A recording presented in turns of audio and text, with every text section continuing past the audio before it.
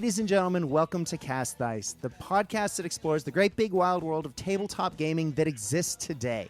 It has been said many times, mostly on this podcast, that we are in the middle of a gaming renaissance. There are just too many good games out there that we can spend our hobby time and our hobby dollar on. And it can lead to a serious case of, well, I think what the kids call a fear of missing out. Everywhere you look, there's a great game that you can be playing. And this podcast sort of digs into some of those games that people who have on the show, my guests and I, play and enjoy, or sometimes when we're lucky enough to talk to the people who make the games and who write the games. And that's what this episode is right here. Now, if you've been listening to this podcast for any length of time, you will have heard me talking to Andy Hobday, of course, from Footsore Miniatures, and we've talked to Tim from Footsore as well, Footsore US. But today we're going to talk to some more folks from Footsore, because the thing that we've talked about with those other past Footsore guests in the past has been a game that I am so excited for. It's the rule set that takes their very successful Mortal Gods game and takes it from a more historical standpoint into a more fantasy setting, environment, universe. It's taking the best of Greek history and meshing it with myth and monster. It is, of course, I'm talking about Mythic, and I can't wait to talk about this with our guests today. Let's start with them, shall we? So first we have Mark, who is, of course, old school GW, like many of us in the gaming industry are these days. A man who was at one point one of the guys who helped bring Warlord into existence, and then spent some more time with Games Workshop before jumping back to Footsore Central, and now he is one of the owners and the organizers of everything Footsore. Mark, welcome to Cast Dice. Good morning. That was a very good introduction there. Thank you very much. Anytime. Matt, it is a pleasure to have you on. I know Andy spoke very highly of you the last time he was on, and your credentials, so it's great to have you on as well. It's pretty soon we're going to have the Footsore receptionist on, and the guy, I think we at Games Workshop we called them the Blister Sisters, who would pack all the product, because I think I'm running through your Rolodex. I'm talking to most of the employees. I think you are. If only we were that big. We are quite still a little team. I know we make a lot of noise, but there's literally 4 or 5 of us. We're not much more than a couple of guys in a shed, but we do get out a lot of product. So we're quite pleased with our size and what we're doing. Yeah, you guys put out, for being a smaller game company, you guys put out a lot of products that are, amazing quality. And then a huge number of games to boot. But before we get to that, it is rude not to introduce our other guest, a man who was once one of the playtesters for Mortal Gods, someone who was so involved in the process, they actually started writing rules for the game itself, and is now one of the guys who's largely responsible for Mythic itself. Of course, I'd like to welcome George from Footsore. George, welcome, man. How you doing? Hello, I'm good, thank you. Mate, now I have to thank you guys, of course, for coming on early in the morning your time. It is not always easy to talk with Australian time zone hosts, so I appreciate you guys coming on. But I'm not sure which way you would like to go, but let's talk a little bit about the process of going from Mortal Gods, the historic game, to Mortal Gods Mythic. Was this always part of the process? Mark, do you want to talk about the process? So when we first started Mortal Gods, it was a historical game. That was the objective. We wanted to look at skirmishing in ancient Greece. Mm-hmm. And there's been lots done with the big major battles of the period. And I have several hundred painted Greeks that were all on square bases for Warhammer Ancient Battles, etc., etc. Mm-hmm.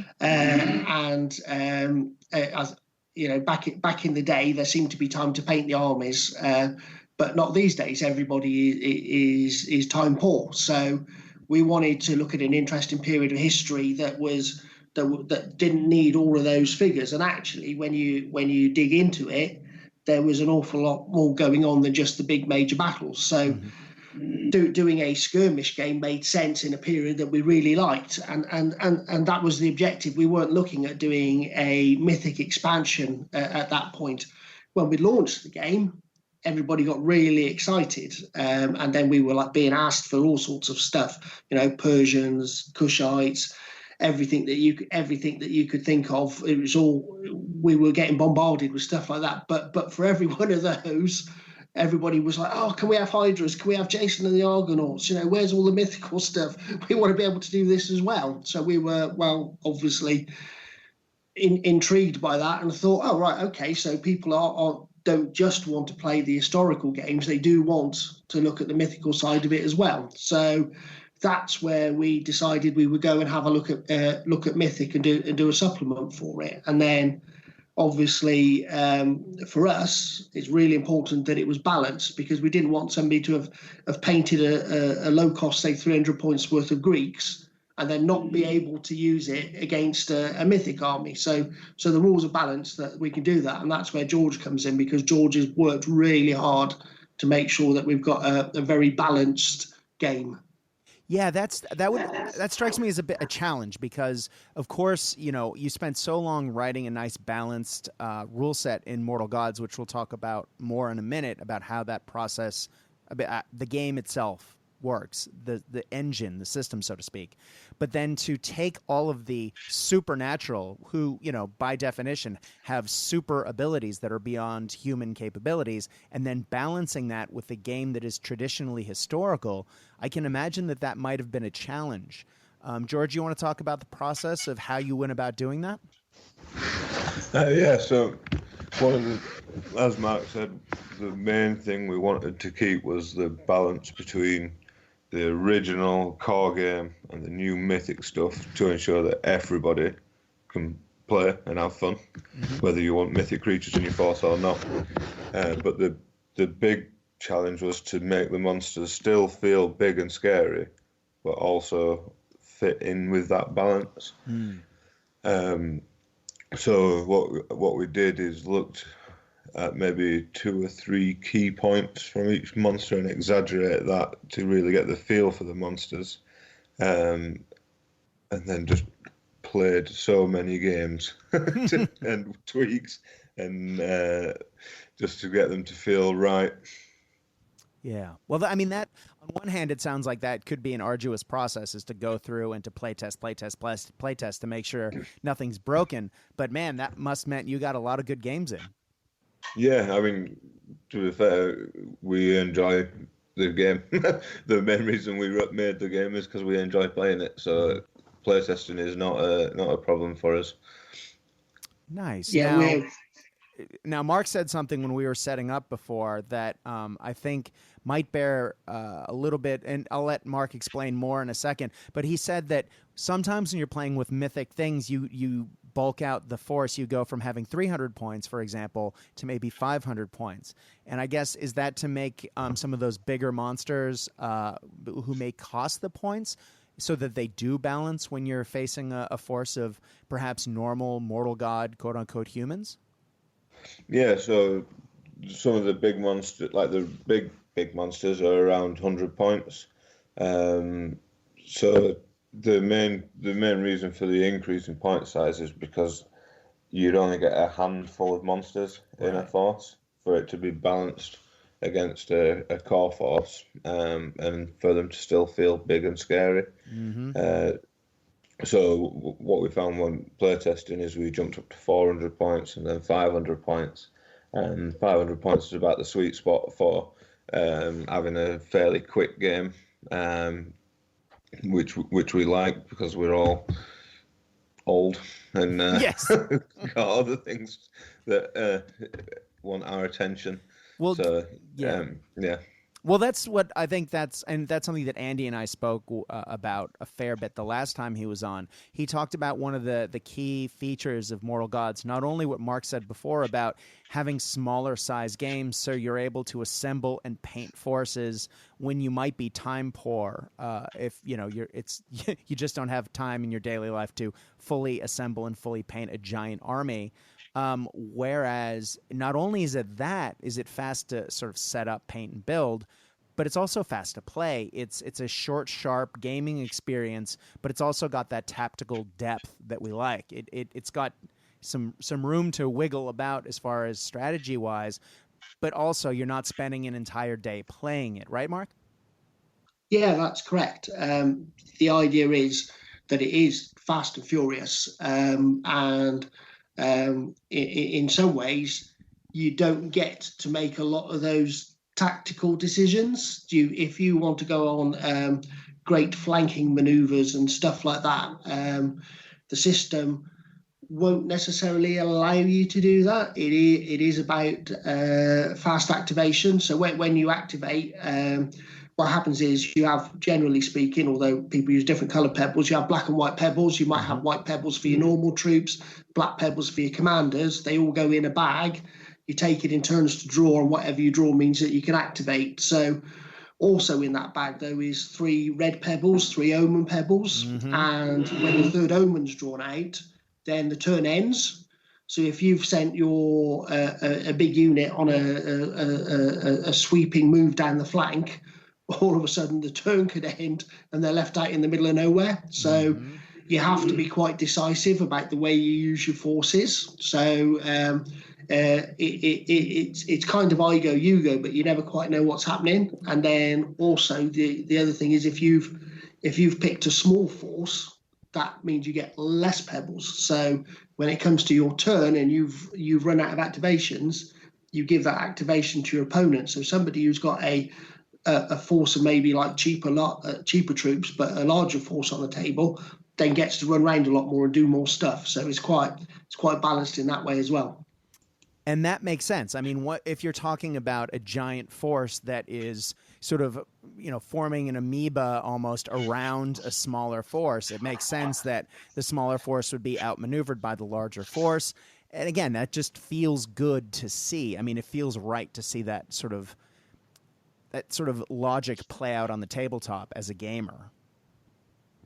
I think a lot of games are they're very visual. I think we all like having nice terrain and we like having nice painted figures. And I think, again, it's that almost cinematic look of the way your troops are moving and being surrounded and you counter in and you've got all sorts of things going on. And I think that kind of creates its own game narrative, which is why the games are quite nice and exciting. If you've got all of those elements, you've got the scenery, you've got the figures, you've got a rule system that makes it exciting, then that's how you want to spend your evening, isn't it?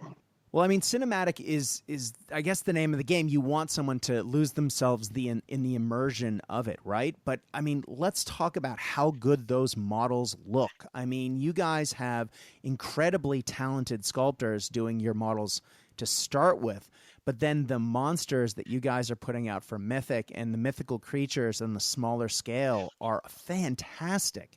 You guys want to talk a little bit about, the process for that? I know a lot of companies are going digital, but you guys are it's still old school sculpting, right?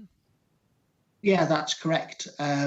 So we had the opportunity to work with Trish Cardan on the big monsters, and a lot of people will know her from Forge World and also back in the day Marauder Miniatures. Right.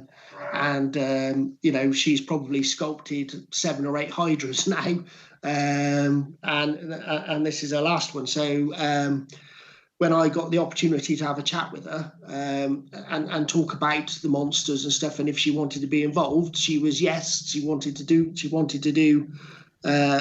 some bits and pieces with us, and you're right. She's an old school sculptor. She likes to push Butty around, and when we talked about the theme for Mythic, we bounced ideas backwards and forwards. There's like the classic looking monsters, and then obviously we're all affected by modern movies and stuff these days. So it was the Ray Harryhausen images and stuff as well. But we wanted to give Trish the freedom to put her own spin on it. So basically, I gave her carte blanche and went, "Go make me a Hydra, please." And she came back with a Hydra, which was just awesome and blew me away. And then our resin guy saw it and cried because it was so big and needed cutting up into so many pieces. So it's a really big kit. It's as big as, at least as big as most of the monsters out there. And I think it's as big as the Plastic Games Workshop Hydra. So I did a size comparison the other day. So that was big.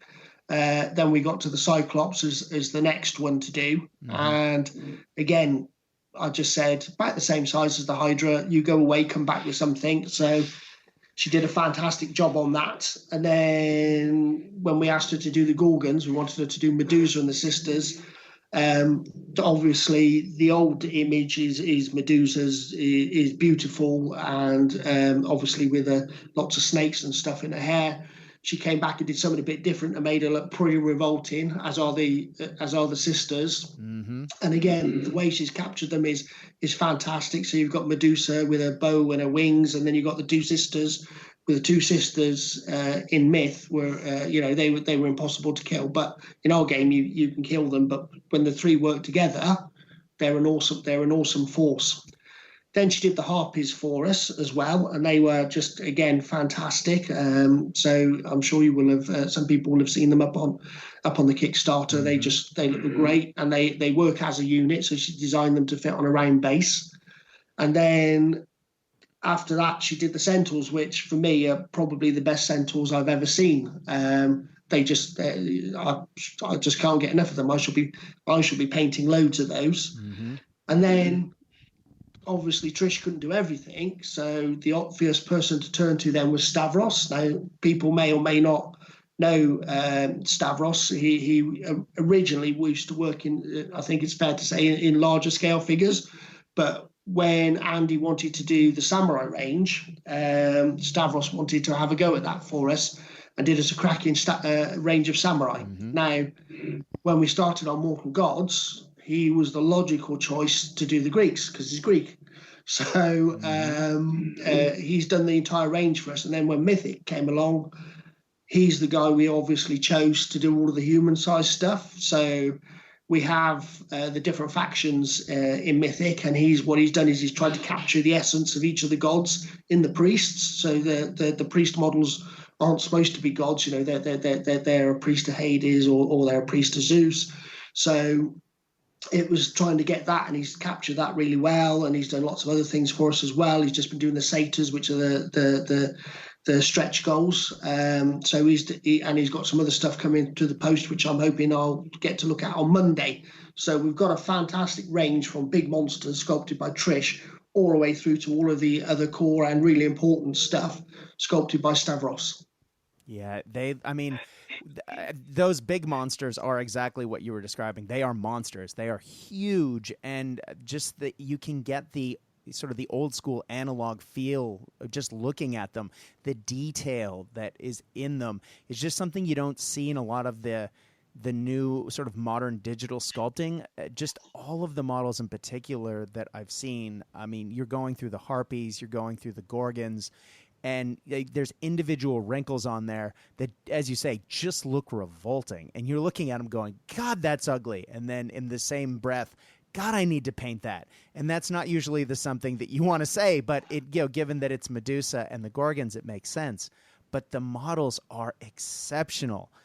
Now, if you are looking, and I know that radio makes for bad description of how beautiful models are, boys and girls, but if you look at Kickstarter right now, if you go to Kickstarter and you go to Mortal Gods Mythic, if you Google search Kickstarter Mortal Gods Mythic, you will see, I mean, clearly, A, it's funded, but more to the point, B, you can see pictures of all of these models, and they are exceptional. Again, as you mentioned, I love that all the Harpies have that dynamic movement, and yet they're on one base, which is fantastic. I mean, that is truly awesome. And just the way that all of the models just have a life of their own is pretty spectacular. And I do love the priest with his arms raised up in the air and the dagger. It's very cool. So, yeah, I'm actually having a really hard time telling which force I should probably get. The Devoted of Zeus gets me, as you say, those great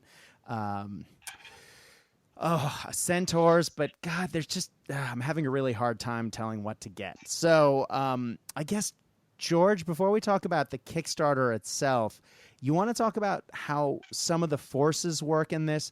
Because I keep looking at the different gods. You can have the Devoted of Zeus, you can get the Pantheon, there's the forces of Hades, there's Hera. How does this all work together? Because I know that their sort of nationalities or city-states in the regular Mortal Gods game, but Mythic is sort of going more, I guess, god-based. Is that right? Yeah, so we've loosely grouped the creatures into god categories or factions, if you will. This is mainly to just give people the ability to pick up a pack of cards and they can theme the force around a certain god and get playing. One thing to note, as with the core Mortal Gods, there's no hard limit on the factions. So if you want to take, say, Medusa and the Hydra in the same force, there's nothing stopping you. The only thing is, if you stick within the factions, you'll get benefits which you won't get if you mix and match. So that's really we didn't want to limit people because everybody wants cool monsters. Mm-hmm. So it'd be insane to say, right, you can't take this monster and this monster. If you want that, then that's fine. But when it comes to the decision of to group the forces, so like Hera with the Medusa, we wanted that's quite a fast force. So we've got the Harpies that can fly, which is a new rule that we've brought into Mythic. So they are not hindered by terrain or other models in their way. So that gives us a really fast mobile force that can hit hard. They are quite fragile, but they've got an attack stat 4, and they've got a wild card to attack, so they're a very tough unit in the game. And then Hades, obviously, everybody has asked us for skeletons, and why not? Everybody, I mean, I want skeletons. I'm sure Mark wants skeletons. Yep. So with the Hades force, we really wanted to capture the scene from Jason and the Argonauts, where they're lumbering forward. So they're generally quite a slow-moving force, but then the Priest of Hades has got the ability to order a frenzied charge, which would cause the skeletons to become very aggressive and very quick. And then we've got Zeus, who is an all-round force, really. We've got a mixture. We've got a lot of hard-hitting armoured units, and then we've got the satyrs, which are light troops, skirmishers. And then finally the hero faction. With these guys, what we wanted to do is give people the ability to boost up their core force or the force that they've already got. So the hero, you've got Jason the Argonauts, we've got Perseus in there, we've got a few named followers from Jason, like Orpheus, Atalanta. But the main idea with those is you take your normal core force that you've already collected, painted, and been playing with, and then you can plug Jason and a few groups of Argonauts in there to make them feel really heroic. That's and bring awesome. Them up to to make them feel really mythic, without having to.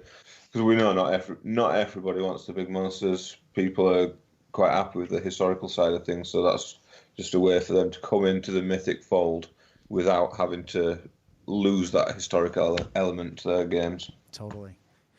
Well, I mean, as you said, though, you can even run a regular Mortal Gods force against these big monsters.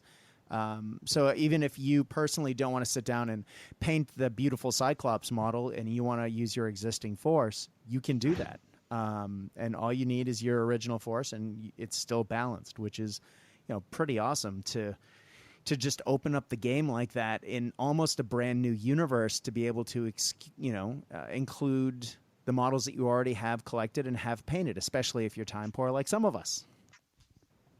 Yeah, that's correct. That was one of the main things that we said from the beginning with this project is the people who've already got a force need to be able to play without needing anything new if they don't want it. We don't want to leave anybody out. We want and we understand that it's you've got the historical and the fantasy, and some people aren't going to want the fantasy, but their friends might, so we wanted them to be able to still play with their friends. Absolutely. Well, I have a lot of local friends who are very excited about skeletons. And you did mention skeletons and how everyone wants to play skeletons. So maybe we should use that as a benchmark to talk briefly about how they work. Maybe how do skeletons sort of size up side to side against normal humans in the game? Are they, for example, if you're looking at Mythic and you already play, what can you expect if you face skeletons across the table all of a sudden? So a skeleton unit on its own, next to a human unit, is very fragile. Mm-hmm. So for people who've already played, they've got a resistance of 1. They've got a low courage value. So they're going to be quite easy to deal with as a single group.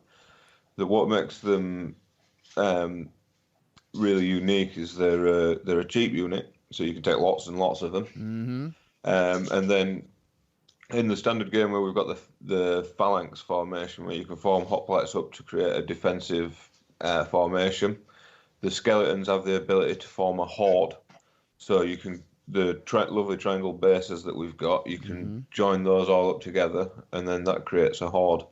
They don't gain any defensive bonus for it, but they gain a massive offensive bonus. Nice. They're not because it's not a defensive formation, they're not restricted by the scenery as a phalanx would be, so they can flow and move around the table. And then they suddenly become very scary. Another thing that really sets them apart is the priest of Hades has the ability to manipulate the skeletons. He can raise them from the dead. He can force them to do extra activations.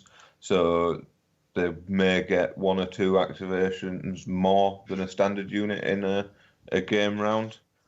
And he can order them to go into a frenzy, as we've seen in Jason and the Argonauts. Yes, I love that you guys have included that in the rules. It feels just like you're stepping back into those old movies, which, as a kid, when you're watching them on Sunday afternoon, just grabbed your attention. And, to be able to put that on the tabletop hits me right in the nostalgia, and I love that. So thank you very much for doing that. Well, that's awesome, man. Mark, I did say I would come back. Shall we talk Kickstarter? Now, you guys have been live for about, 10 days now? And you are at $48,000 out of a $19,000. I'm speaking Australian dollars here. Sorry, guys. It translates in. Cool. So you are, you're 2.5 times what you needed. So you were well in. And at this point, you guys are just crushing extra goals. And, once you pass certain stretch goals, you already have the satyrs, both types of satyrs, and the free mythic cards, and the extra satyr leaders with free PDFs and everything else. I guess the free PDFs isn't there yet, but we're almost to that stretch goal. You guys are just knocking through stretch goals like crazy. You got to be pretty happy about that, right? Yeah, we put it up there with what we thought was a reasonable goal, and we knocked that out of the park in about 3 hours, I think. And it's just kept going, which is really good. So there's a lot of enthusiasm there. We are obviously, I think for a lot of our regular customers, they may not have used Kickstarter before, so. We've been fielding lots of questions on that as well for people. We've been trying to be really interactive with people and answer all the questions really quickly. So sometimes there might be 3 or 4 of us available and we'll all bombard somebody with an answer. And other times there might just be, one of us available or whatever. So, but we're trying to get to everybody as fast as we can. So I think that talking to people and giving them the answering the questions is really important, because it's, it's just, again, it's what we do. We engage with our customers and we talk to them, and we try and make sure that they're making the right choices, because it's their hard-earned cash they're spending. So it's gone from that point of view, it's gone really well. The reason we're going to do the PDF download is there are people out there who aren't playing Mortal Gods, who would like to play Mythic, but obviously you need the Mortal Gods rules to play. So by offering the PDF, that will allow those people who just want to do Mythic to get hold of the rules, and then the other bits they need, like the pebbles and the dice, and that we'll do at the end when we get to the end bit, and we're managing the people how they are actually physically spending their money. So that's really good, and we've got more stuff coming. Obviously, the big thing that Trish is still working on is the Minotaur, and I just have to say that she's, again, to use the phrase, knocking it out the park. She's done an excellent job on that, and that's going to be fantastic. I have a lot of Minotaurs, being X Games Workshop, but this one I think is going to be a bit special. So I'm looking forward to that. And then we got some other bits and pieces coming up as well. There's going to be some, you would have seen on the Kickstarter, there's some freebies coming up for some bits and pieces as well. So there's a sacrificial altar, which is a nice generic altar that people can then add up and do. I'm already thinking about, as soon as my resin guy makes it, I want about 4 of them, because I want to put a symbol of each of the factions on them. Nice. And then I want to do one destroyed as an objective marker, so I'll be doing that. And then after that, we've got severed Hydra heads. So it's probably me, but I always wanted, whenever I've had all my Hydras, I've always wanted to have something to mark them as, when you actually finally kill one, because in whatever game system you use, they're always hard to kill. But obviously you don't want to go and take the heads off your expensive models just to make some sort of victory counter. So we've done those. I think those will be popular. And then also there's obviously a golden fleece as well. So there's those as well, and then obviously there's I think we've got all the satyrs there now. So there's a lot of stuff to go at with the Kickstarter, and we're just trying to make it as exciting for people as possible. So it's going really well. The support's been really good. The guys like War Games Atlantic, who have made the skellies, have been really supportive as well. So that's really good. And I'm expecting to see next week the Temple God off Stavros, and I've seen some pre-shots of what he's actually made for us, and I think the Temple God are going to look really, really themed and really exciting. So again, with all of these things, with these factions, we've tried to get that real feel for each one. So Zeus is always a big, strong, muscular, powerful bloke, and that's kind of like he's a real man's man, for want of a better word. Hera was obviously mythology Zeus's wife, and it's best to say that they had a dysfunctional marriage, I think. Yes. And so she's a bit more, she's just a bit more mean. She's, she was obviously beautiful and attractive, and but we're more feminine. So we've tried to give that feel to the Force. And Hades was kind of the outsider, and obviously with his role running Hades and judging, judging the dead, all of these kind of things. All of his followers, we've tried to make them look sort of like emaciated and, as if they're not far from joining him, basically. And the Temple God that are coming really add to that as well. So that's good. And they're based on the Victrix plastics, because the Victrix guys are really good as well. When we approached them about doing the plastics for Mortal Gods, we were a little company. They're a big company. They sell massive amounts of plastic toy soldiers, and the range is vast. But they took a punt on us and agreed that we could have the plastics. That's so cool. And I didn't realize when I was doing the research for this, looking at the Kickstarter, that I just assumed there was one set of Temple Guard because the outlines of the model aren't necessarily different. I didn't realize that each and every faction had its own Temple Guard models. That's cool. I can't wait to see what they look like. Given how, I mean, the priests for each faction are so individual, and then, you know, the champions as well. The undead champion is, or the fallen hero, I should say, is a fantastic model. I can't wait to see how they, as you say, they match up, because it would be cool to see some big, strong Zeus Temple Guard, and then compare that to the more feminine Hera Guard. It's gonna be cool, man. It's very exciting, and you know, given the quality of models that you put out, I can't wait to see what comes down the pipe. So I think it's important to say with those that obviously they're based on the Victrix plastics, so Yeah. we're a bit limited. So what will make them different is like the real nice helmets and shields we've done, plus obviously all of our guys fighting units of threes. So you get 8, say, plastic figures on a frame. So we've made another figure that's really characterful as well, which is just really one of the guys in the unit, but he's also nice enough to be used as a champion as well. So I think when you see those guys, you'll see that it follows the theme of it's all really characterful and fits in with the theme for that force. Oh, that sounds great.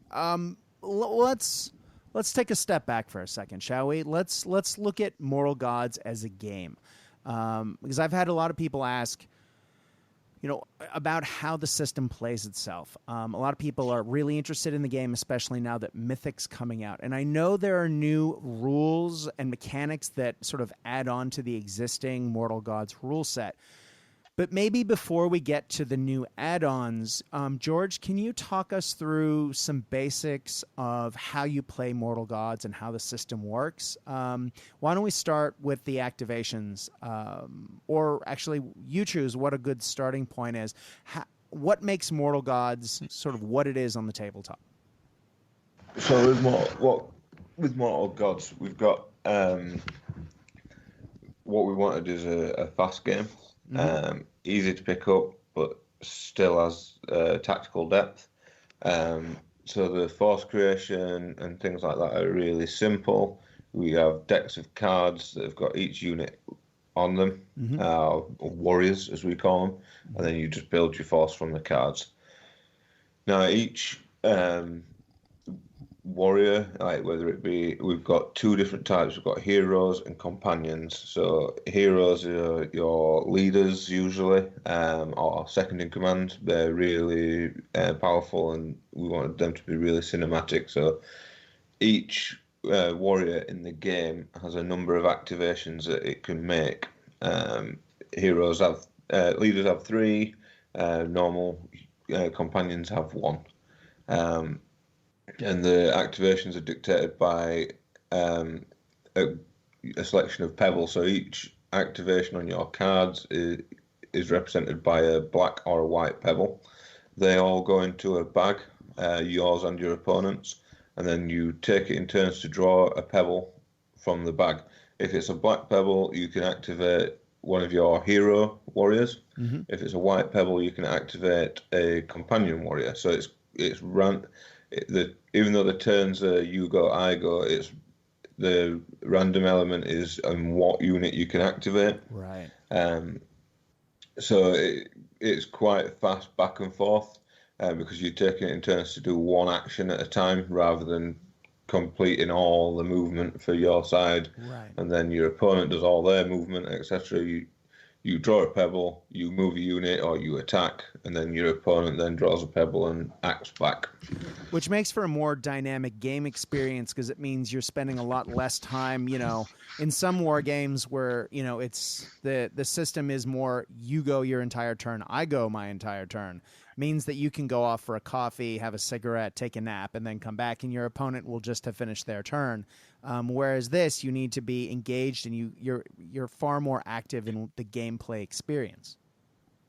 Yeah, so one thing that we all find really fun in games is when both players are engaged throughout the entire game. Right. So if even if I'm doing my activation and attacking with a group of warriors, my opponent's still involved in that because they can choose how they want to defend and things like that. So we wanted people to be involved in, like, both sides of the game, to be involved in every part of the game. Yeah. Nice. So once somebody activates, what do they do next? When you activate, there's a series of actions that you can do. You can move or charge. You can shoot. And one thing we have is active defense. So if you are attacking your opponent, you declare a charge, you move up and attack. Then your opponent, if they've not already used their activation, they can choose to voluntarily use their pebble to gain a defensive bonus. Nice. But the downside to that is it denies the opponent, like, so they can't then activate again, right? Because they've already used their activation. So it allows you to, like, you could use your skirmishers to deny your opponent's hoplites activations, and then you can come in and finish them off with the rest of your force and things like that. Yeah. Yeah, that's good. It forces you to make tough decisions, which makes games interesting. And then, as Mark was saying earlier, once those red pebbles come out, you're not sure if you try and hold off a unit till later in the turn to see what your opponent's going to do, you may not end up being able to use your force, because the turn might end before the part of your force that you're holding off with gets to do anything, right? Yeah. So with you've got the 3 red pebbles in the draw. The first 2 you draw will activate what we call omens. So there'll be events that will happen either to you, your opponent, or to everybody on the battlefield. And when the third one comes out, that the round automatically ends. So even if you've not activated everything, there could still be pebbles in the draw. Then the turn will end. So you've got to really manage what and who you activate when, in order to make the most of your turn. Because, like you say, if you are holding off on a unit, the longer you leave it, the less chance you've got of actually activating those. Right. Yeah, that, again, it just forces you to make some tough decisions sometimes, which makes for interesting gameplay. I mean, it adds that tactical depth. As you say, it's a short, sharp gaming experience, but by the same token, there's the choices that you have to make within that gaming experience. It's not just, I'm going to move one model, you're going to move one model. You actually get the choice of, oh, do I defend here? And if I do, I lose the action that person could take on the tabletop, which I might need. And so there's that element of give and take and that gambling. Yeah. And another thing that we have in the game is nothing ever gets locked in combat. So if you can force somebody to defend, and then if you've got more than one activation, you can then move off and attack somebody else. Nice. Oh, that's a great idea. So again, you're more tactical depth. Fantastic. So let's talk a little bit about that then. If somebody attacks someone, how does combat resolve in this game? So when you declare a charge, the charge range is your movement plus D6. So if you're within your normal movement, then that's fine. If you are outside your normal movement, there's still a chance you can charge, but you have to roll a die to see what that distance is. Once you've joined combat, each card has a number of stats on it. So your attack stat basically is you just roll the number of dice equal to your attack stat. That's right. So in Mortal Gods, we have the Mortal Gods dice, which have got swords, shields, and a Pegasus on the faces rather than numbers. So it's really easy to see what you're doing. You don't have to add any numbers up. You just roll your dice. The number of swords that you've rolled is the number of hits you've scored. If your opponent's defending, they would then roll dice equal to their defense stat, and then any shields they roll will cancel out any swords you've rolled. And then that determines the number of hits you've scored. Nice. Yeah, that's again those sort of bespoke dice that go with the game system. When you're not trying to figure out modifiers and just count up the dice, just add to that cinematic experience where you are actually just looking for the symbols and you can just count those up and compare. That's really cool. Nice.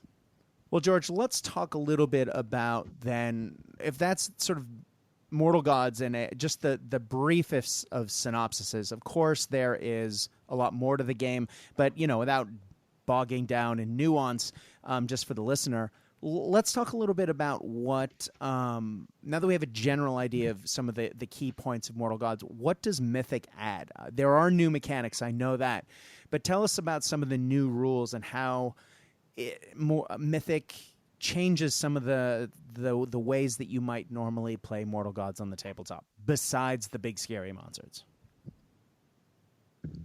So the main thing that we've added to make Mythic feel a bit different and to make it work within Mortal Gods is we've added in a way for things for the scariness of the big guys to actually affect the mortal humans during a game.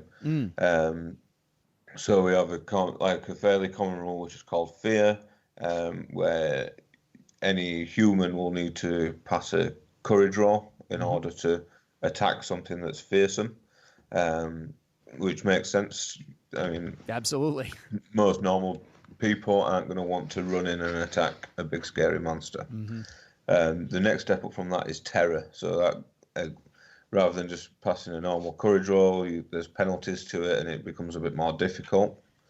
And then we have horrifying, where, for example, when the harpies have killed their target, there's a chance that they could stop and feed on the target, which is going to give most people pause.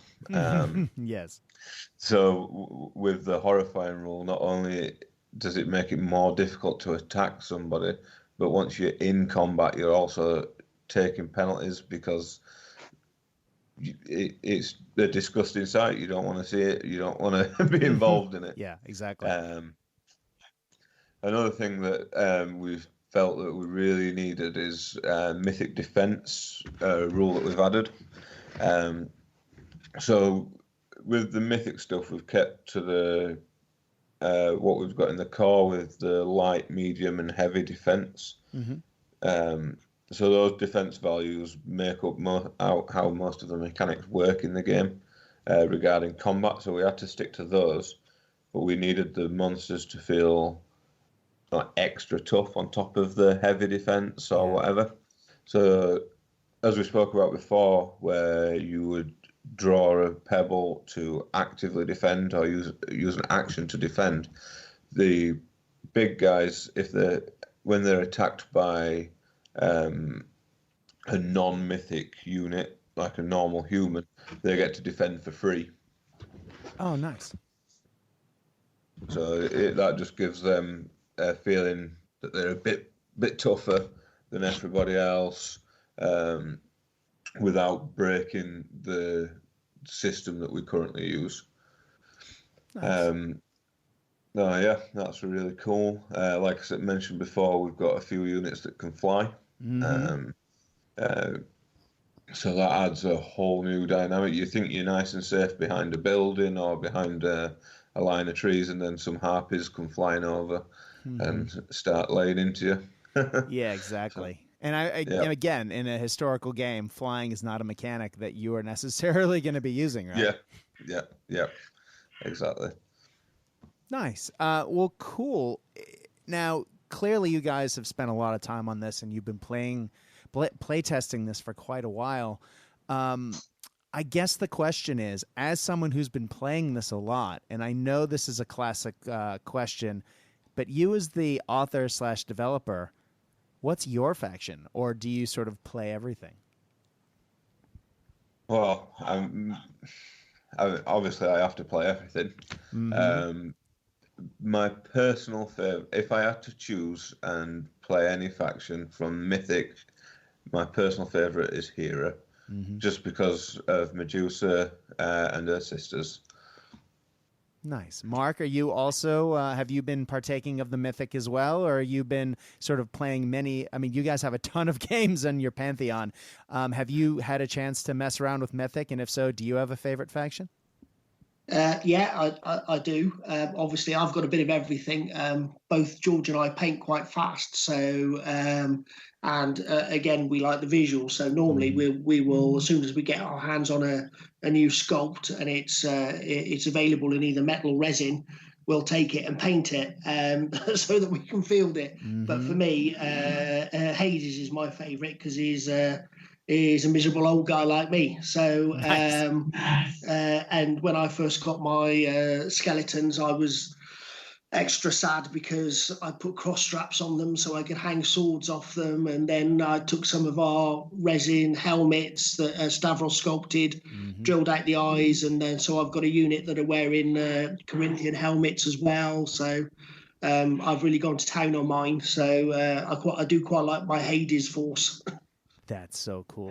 And you got to be looking forward to adding, I mean, a Hydra? Is that what the Hades monster is in the Kickstarter? But as you say, monsters can be used by anyone.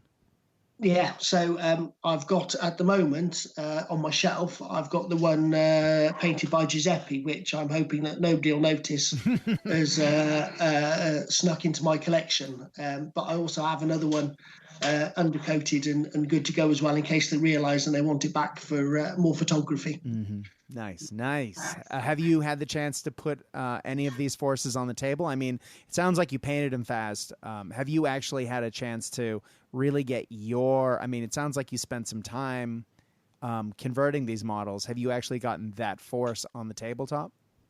Oh, yeah. Nice. I mean, we're when we get all of these things, we want to know how they work. So when we got when the War Games Atlantic skeletons came along, I grabbed those straight away, and I was cutting them off the frames and seeing how they went together. And in the early days, I even made some slingers and some peltasts with them as well, which we decided weren't appropriate for the undead. Probably there was a level of coordination there that a skeleton couldn't achieve. But I played with them and did things with them, and then as soon as we could, we get them on the tabletop and play test. So. Nice. There's a little feverish playtesting community that's always making scenery and building armies and that. So we like, you can play test with like proxy miniatures and stuff, which is all fine. But as far as possible, we like to immerse ourselves in it and do it all. Yeah, exactly. And that's especially true. I mean, I think that just speaks volumes to the level that you guys play tested, that you were trying out different units and you actually took the time to build those units and put them on the tabletop before you figured out, you know what, maybe not these guys, and you put them aside.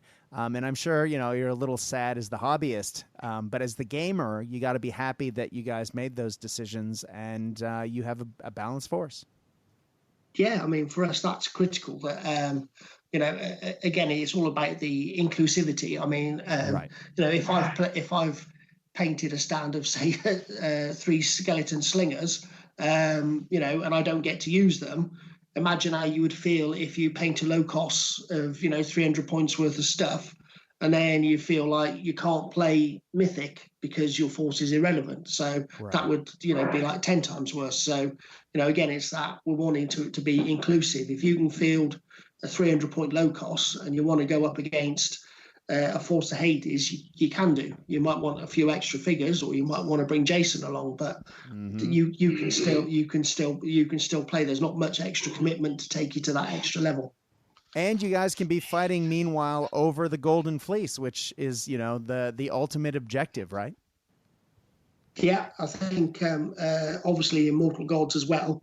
Objectives are a key part of the game. So again, rather than just line up and fight, you want to be able to have other objectives. So yeah, having the Golden Fleece to fight over would be awesome.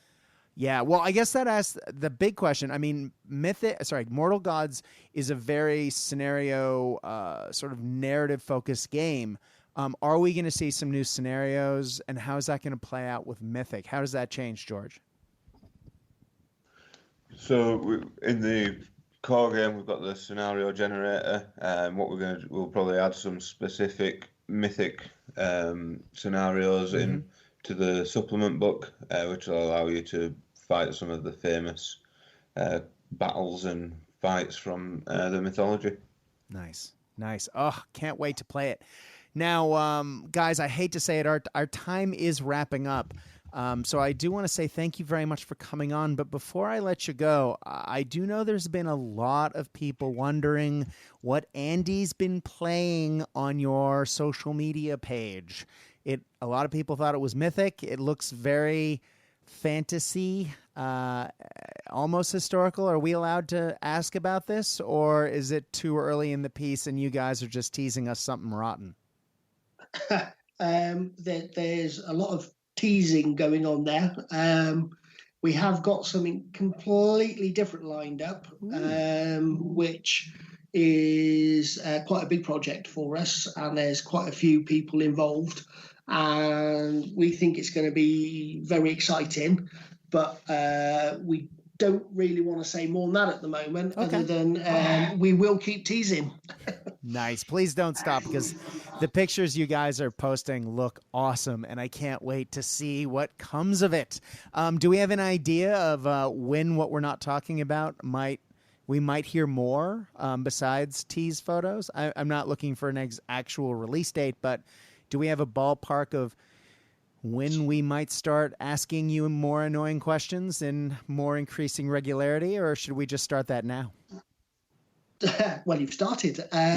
So we've got another project happening in between, because Andy's always got a few projects on the go. So I'm hoping that we'll have something for Salute for that. And then the other project is more towards the end of the year. Nice. Well, I can't wait, because, Andy, I believe it was Andy teased Mythic on this podcast 6 months ago. And I know he'd been talking about it way before that.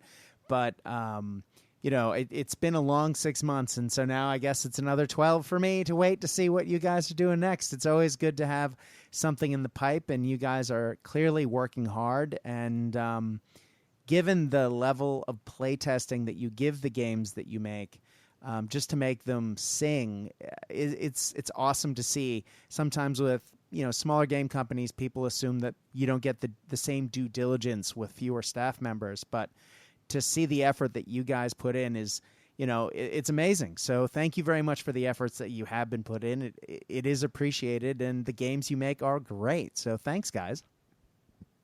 No, thank you. Well, George, I think you probably have a family to get back to. Thank you very much for coming on today. No problem. It's been a pleasure. Thank you for having me. Anytime. And Mark, I'm looking forward to talking more Footsore game systems with you or Andy in the near future. Yeah, well, we've always got something on the go, so we're always willing and happy to have a chat. That's right. Now, if you guys want to hear these guys talk more about Mythic, of course, Footsore has its own podcast. It's called Footsore Vox. Is that correct? That's correct, yeah, with Tim. Who has also been on the show. Tim from Footsore North America, a great guy. So if you want to hear more, you can hear it on that show. And of course, guys, Kickstarter. It is currently on. And at the time of this episode going out, you have 14 days, 2 weeks, 2 full calendar weeks. But guys, as always, don't wait till the last possible second, because I find whenever I do that, I'm like, oh, I'll just wait.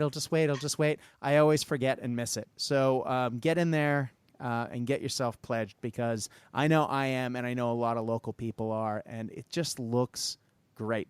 At least check out the Kickstarter to see how cool the monsters look. Mythic looks amazing, and I can't wait to play it. So, guys, I think it's that magical time of night when I say what our good buddy Casey always says: may your dice roll hot, may your beverages run cold. But no matter what, when you're playing the games that we know and love, I hope you are having fun.